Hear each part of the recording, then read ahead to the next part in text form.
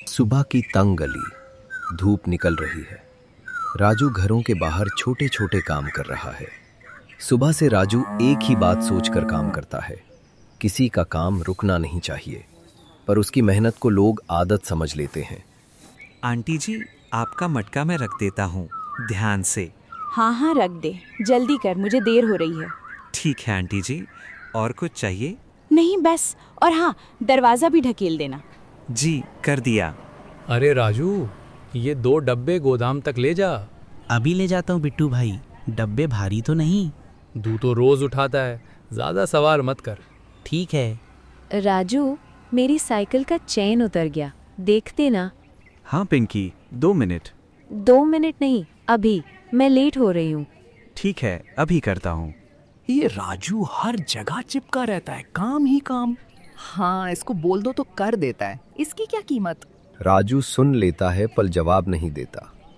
उसके हाथ चलते रहते हैं पर दिल धीरे धीरे थक जाता है। दोपहर, छोटा सा सब्जी का ठेला। राजू ठेले को मोड़ पर ढकेल रहा है। गर्मी तेज है, कुछ लोग छाया में खड़े हैं। राजू जरा तेज, कस्टमर निकल जाएंगे। कल्लू भाई, धूप बहुत है, सांस बाद में लेना, पहले ठेला। ठीक है। अरे संभाल के, मेरा पैर लग गया। माफ कीजिए बाबा, भीड़ थी। आप ठीक है ना? हाँ, पर ध्यान रखा कर। देखा, तेरी वजह से बदनामी होती है। मैं जानबूझकर नहीं। बस ज्यादा सफाई मत दे। राजू का गला सूखता है। वो काम करता रहता है पर हर लफ्ज उसके अंदर चुभता जाता है। शाम, गली के कोने में एक छोटा सा चबूतरा। राजू वहां बैठ जाता है। हाथ धूल से भरे हैं, आंखों में नमी। दूर से बच्चे खेल रहे हैं। पूरा दिन और फिर भी कोई इज्जत नहीं। मैं मदद करता हूँ पर सब मुझे हल्का समझते हैं। क्या मैं बस काम करने के काबिल हूँ? अरे राजू भैया, बॉल इधर आ गई। हाँ, ले जा। शुक्रिया राजू भैया। बच्चे तो ठीक हैं, बड़े ही मेरी इज्जत नहीं करते। वो पल भर को आसमान की तरफ देखता है, आंखों में नमी, पर गुस्सा नहीं। बस वो थक हार कर रुक जाता है। उसी गली का कोने में हल्की हवा चलती है। एक साधु धीरे धीरे चलता हुआ आता है। सफेद दाढ़ी, सिंपल कपड़े, कंधे पर झोली। वो राजू को देखकर रुक जाता है। बेटा, इतना भारी चेहरा क्यों? बाबा, बस थक गया हूँ। थकान बदन की होती है या मन की? मन की बाबा। मैं सबकी मदद करता हूँ पर लोग मुझे कुछ समझते ही नहीं। लोग अक्सर सोने को भी पहचान नहीं पाते जब तक उस पर मुहर ना हो। पर मैं तो बस एक आम आदमी हूँ। आम और खास का फैसला तुम नहीं, तुम्हारी कीमत का सही अंदाजा करता है। कीमत? हाँ, मैं तुम्हें एक चीज देता हूं, उससे तुम अपनी नजरिया भी बदलना सीखोगे। साधु अपनी झोली खोलता है। अंदर से एक छोटी सी चमकती अंगूठी निकालता है। राजू का हाथ आगे बढ़ता है। साधु अंगूठी उसकी हथेली पर रख देता है। ये अंगूठी लो, इसको बाजार में 11 सोने के सिक्के में बेच कर आओ। 11 सोने के सिक्के? बाबा, इतनी महंगी? हाँ, पर ध्यान रहे, कम पर मत देना। और अगर किसी ने इतना ना दिया तो तुम समझ जाओगे कि हर जगह कीमत का सही तोल नहीं होता। इसमें अजीब सी चमक है। चमक तुम्हारी किस्मत नहीं, तुम्हारी पहचान जगाएगी। जाओ। बाबा, मैं कोशिश करूंगा।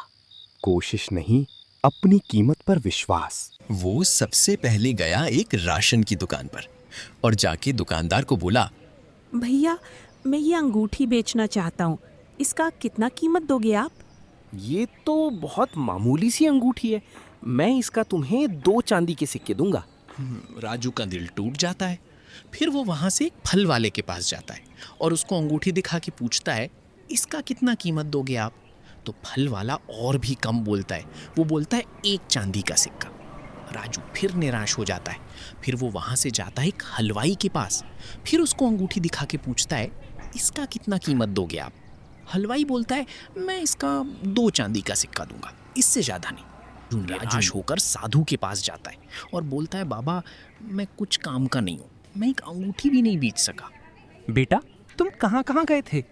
राशन वाले के पास, फल वाले के पास और हलवाई के पास। अब एक काम करो, इस बार सोनार के पास जाओ। ठीक है बाबा, वहां भी जाके देखता हूँ। रमेश थोड़ा कंफ्यूज था, लेकिन गया सोनार की दुकान पर।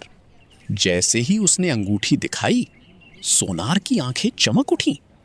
वो बोला, ये तो बहुत कीमती पत्थर है, मैं तुम्हें 10 सोने के सिक्के दे सकता हूं। क्या 10 सोने के सिक्के? रमेश हैरान रह गया, उसे यकीन ही नहीं हुआ। लेकिन उसने अंगूठी बेची नहीं, वो सीधा साधु के पास वापस गया। साधु जी, सोनार मुझे 10 सोने के सिक्के देने को तैयार है, मैं क्या करूं? बेटा, अब समझे? तुम अब तक उन लोगों के पास जा रहे थे जिनको इस अंगूठी की असली कीमत का पता ही नहीं था, इसीलिए वो तुम्हें सस्ता समझ रहे थे।